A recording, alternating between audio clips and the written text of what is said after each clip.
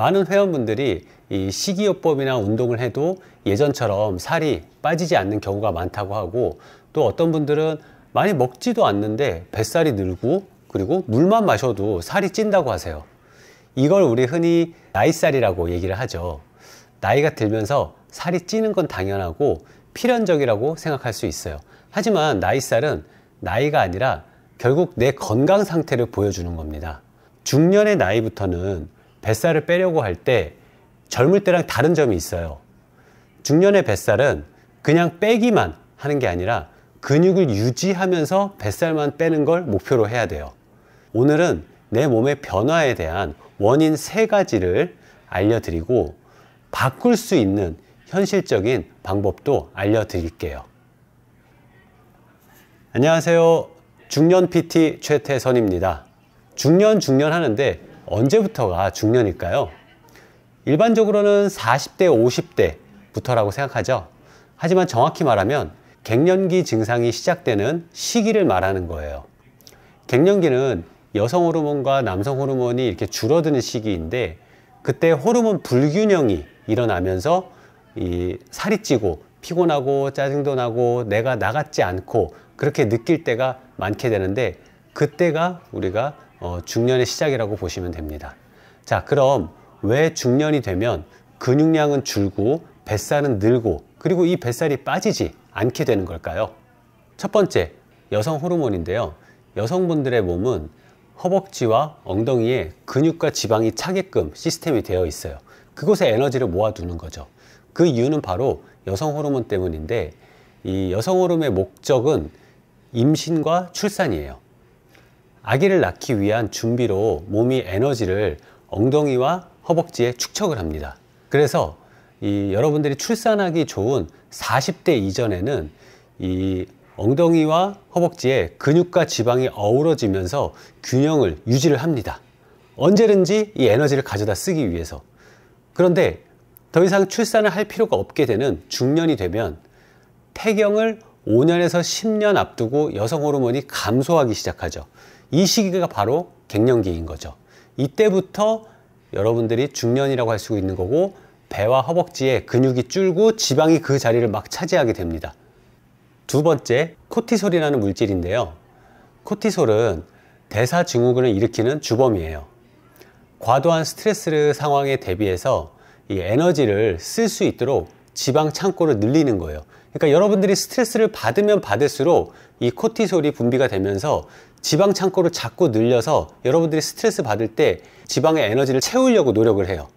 그렇기 때문에 이 코티솔이 막 증가를 하게 되면은 다른 호르몬들의 이런 식욕 억제 기능을 마비시키고 이 식욕을 폭주하게 해서 지방에 계속 에너지를 저장하게끔 하려고 합니다. 이게 계속되면 결국 성인병이나 대사증후군이 되는 거죠. 세 번째는 인슐린입니다. 코티솔이 지방의 에너지를 보관하는 역할을 계속 하는 과정에서 이 인슐린은 음식을 먹으면 혈액 속으로 들어가서 포도당을 이 세포에 넣어서 에너지를 만들어주는 그 호르몬이에요. 그런데 여러분들이 단 음식을 자주 먹거나 가공 음식 같은 거를 많이 먹게 되면은 이 혈당이 갑자기 높아져서 인슐린이 포도당을 세포에 넣지 못하고 지방 세포가 쌓이거나 이 혈액 속에 떠다니게 돼요. 너무 넘쳐 흐르는 거예요. 이게 바로 인슐린 저항성이라고 하는 거고, 포도당이 너무 많아서 인슐린이 일을 못하게 되고 혈액 속에 포도당의 그 농도가 높아져서 이 점도가 올라가게 됩니다. 그러면은 당연히 혈관에 부담을 주고 결국에는 심혈관 질환으로 이어질 수 있는 아주 위험한 몸 상태가 되는 거죠. 결론적으로 과도한 스트레스와 인슐린이 이런 과정을 거쳐서 내장 지방, 여러분들의 지방으로 계속 축적이 되는 겁니다.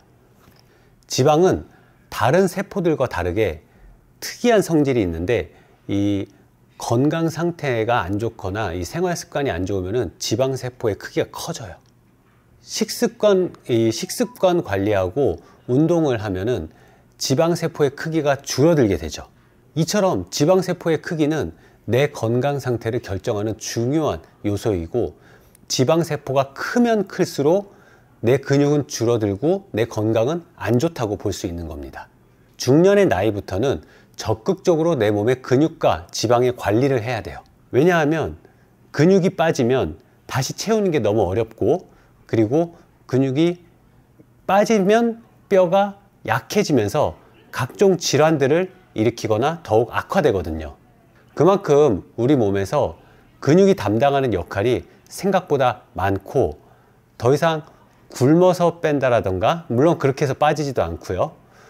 이런 잘못들을 반복을 하는 것보다 근육을 기르면서 빼는 거에 집중을 하셔야 됩니다. 짧게라도 규칙적으로 운동을 했을 때 인슐린 저항성이 낮고 지방세포의 크기도 작고 염증 반응도 덜 일어나며 불필요한 지방이 덜 쌓이게 되고, 결국 다른 장기세포에도 피해를 덜 주게 되는 성질을 갖게 되는 겁니다. 결국 꾸준한 운동이에요. 지방은 반드시 줄여야 되고 근육은 반드시 올려야 돼요. 특히 복부 지방은 건강에 도움되는 부분이 전혀 없기 때문에 반드시 줄여야 됩니다. 그럼 도대체 어떻게 하면 뱃살을 뺄 수 있을까요?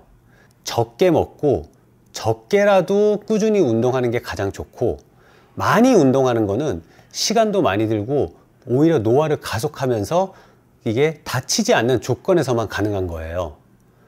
3개월을 적게 먹고 꾸준히 운동을 했다 하는데 만약에 효과가 없다고 느낀다면 그것은 분명히 근육 운동의 부재이거나 부족입니다. 그냥 움직인다고 다 되는 게 아니에요. 제가 늘 강조하지만 반드시 힘을 쓰는 근육 운동을 하셔야 합니다. 또 운동이야? 또 운동해야 돼? 라고 생각하실 수도 있겠지만은 운동이 답이고 운동 외에는 방법이 없습니다. 단호하게 말씀드릴 수 있습니다. 게다가 근력 운동을 해야 근육량이 증가하면서 체지방이 덜 쌓이는 몸이 만들어지고 그걸 유지할 수 있게 되는 거예요. 운동은 일주일에 150분을 합니다. 만약에 주 5일을 운동을 하신다 그러면은 20-30분씩 나눠서 꾸준히 하시면 되는 거예요.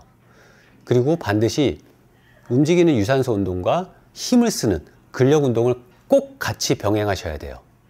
그것만이 아까 말씀드린 코티솔, 인슐린, 호르몬 분비를 조절할 수 있는 유일한 카드입니다. 여기서 주의할 점이 있습니다. 근육은 보존을 하고 뱃살은 빼야 한다고 말씀드렸죠. 근육이 빠지면 다시 만들기가 더 힘들거든요. 중년이 되면 나이가 들면서 체력과 힘이 많이 떨어지게 되고 갑자기 무리하게 되면 오히려 스트레스가 되고 근육 손상이 올 수 있어요. 그러니까 적게라도 꾸준히 하는 게 가장 중요합니다. 이렇게 해보세요. 하루 5분부터 시작하는 거예요.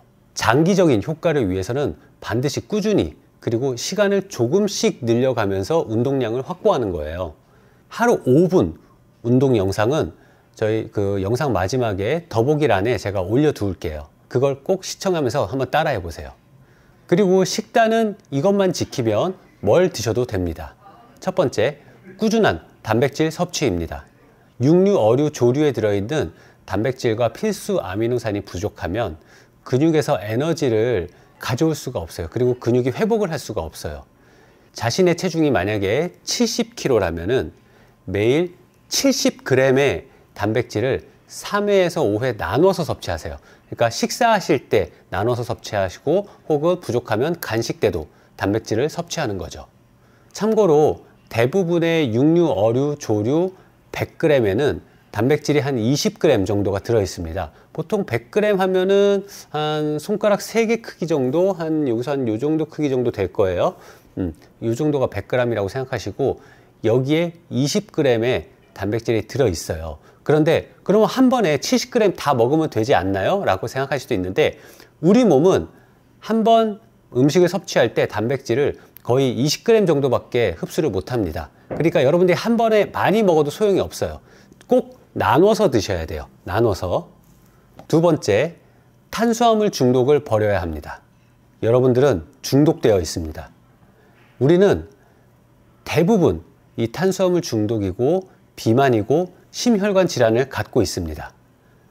평상시 달고 가공된 음식을 계속 찾게 되거나 이런 스트레스를 받으면 더 찾게 되는 그런 증상들이 있다면 지금 내 몸은 건강하지 않은 상태인 거죠. 이 탄수화물은 인슐린 저항성을 올리게 되고 결국 뱃살과 성인병을 만들게 되는 겁니다. 간단합니다.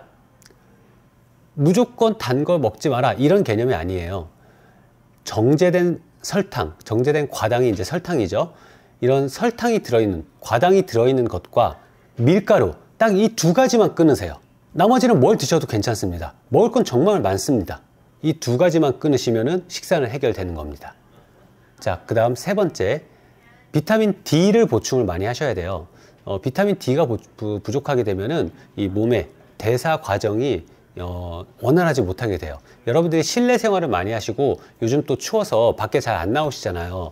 그래서 더더욱더 비타민 D를 섭취하셔야 되는데 비타민 D는 좀 이런 건강기능식품으로 섭취를 하시는 것을 더 추천을 드립니다.